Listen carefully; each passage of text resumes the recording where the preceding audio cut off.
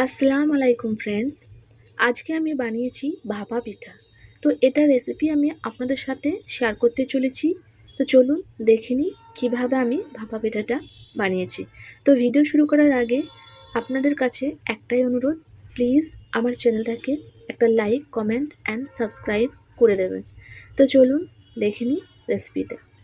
এখানে আমি একটা পাত্র নিয়েছি এরকম। এবার এখানে আটা নিয়েছি আমি।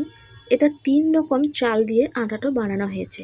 গোবিন্দভোগ চাল আছে এবং যেটা আলো চাল হয় সেই চাল আছে, আর ভাত রান্না করে যে চাল হয় সেটা। 3টে চাল একসাথে মিক্স করে এখানে আমি আটা বানিয়ে নিয়েছি। এবার আমি এখানে পরিমাণ মতো আটা নিয়ে নিয়েছি এবং তার মধ্যে দিয়ে দেবো স্বাদ মতো নুন। এটাকে হাত দিয়ে ভালোভাবে মেখে নেব। মেখে নেওয়ার পর এবার একটু একটু করে জল দিয়ে আটাটাকে মেখে নেব।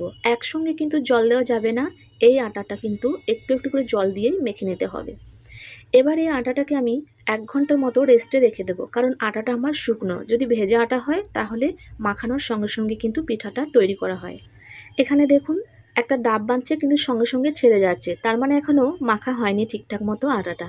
তো আরও একটু জল দিয়ে মেখে নেব। এবার দেখুন এটাকে আমি 2 হাত দিয়ে ভালোভাবে মিক্স করে নেব।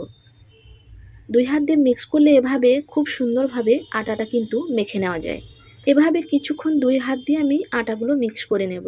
আর 3 রকম চাল দিয়ে এরকম আটাটা যদি বানানো হয় তাহলে ভাপা পিঠাটা খেতে কিন্তু অনেক বেশি সুস্বাদু হয়। অবশ্য একরকম চাল দিয়েও বানাতে পারেন। তো দেখুন আমি হাত দিয়ে একটু চেক করে দিচ্ছি, এভাবে কিন্তু ডাব বেঁধে যাচ্ছে। আর তারপর কিন্তু দেখুন এভাবেই কিন্তু ছেড়ে পড়ে যাচ্ছে আটাগুলো, তখন কিন্তু বুঝতে হবে আটাটা কিন্তু মাখা হয়ে গেছে। এবার এদিকে আমি একটা প্রেসার কুকার নিয়েছি এবং তার মধ্যে দিয়েছি কিছুটা জল। এবার এটাকে ঢাকনা দিয়ে আমি গরম হতে দেব। যতক্ষণ এটা গরম হচ্ছে এদিকে আমি আটাটাকে রেডি করে নেব। তো এরকম একটা চালনা নিয়েছি আমি, এর মধ্যে আটাগুলো কিছু কিছু দিয়ে এভাবে হাত দিয়ে চেলে নেব।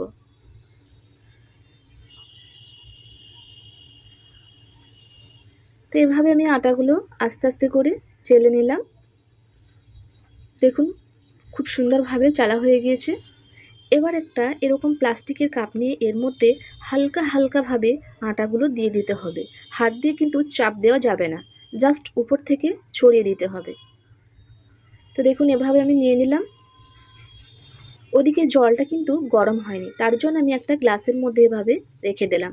তো যতক্ষণ জলটা গরম হচ্ছে এদিকে আমি আরও একটু আটা চেলে নেব। ফ্রেন্ডস, আমি একটা কথা বলতে চাই, ভিডিও কিন্তু অনেকেই দেখেন আর লাইক করতে কিন্তু ভুলে যান, তাই আমি বলতে চাই সবার আগে একটা লাইক করে দেবেন। তো এভাবে আমি সমস্ত আটাগুলো চেলে নেব।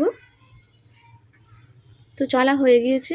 আর এদিকে আমি দেখব যে কুকারের জলটা ফুটে এসছে কি না।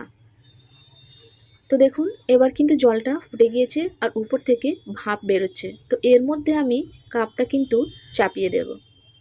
আর এই পিঠাটা হতে মাত্র 20 থেকে 30 সেকেন্ড সময় লাগে, খুব বেশিক্ষণ সময় লাগে না। দেখুন ভাপ বেরোচ্ছে, দেখাই যাচ্ছে। আস্তে আস্তে কিন্তু একদম উপর দিয়ে চলে আসবে ভাপটা, তখন বুঝতে হবে পিঠাটা আমার তৈরি হয়ে গিয়েছে। তো পিঠাটা হয়ে গেছে, এটাকে আমি নামিয়ে নেব। আরেকবার আমি একটা পিঠা চাপিয়ে দিলাম। চাপানোর সঙ্গে সঙ্গে জাস্ট 20 থেকে 25 মিনিটের মধ্যেই কিন্তু পিঠেটা তৈরি হয়ে যায়। তো এটাকেও আমি নামিয়ে নিলাম। দেখুন এভাবে আমি দুটো পিঠে বানিয়ে আপনাদের দেখিয়ে দিলাম।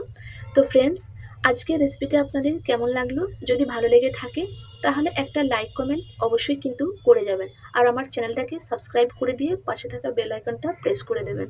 তো আজকের মতো এখানেই বিদায় নিচ্ছি, ফিরে আসবো অন্য একটা রেসিপি নিয়ে। ভালো থাকবেন, আল্লাহ হাফেজ।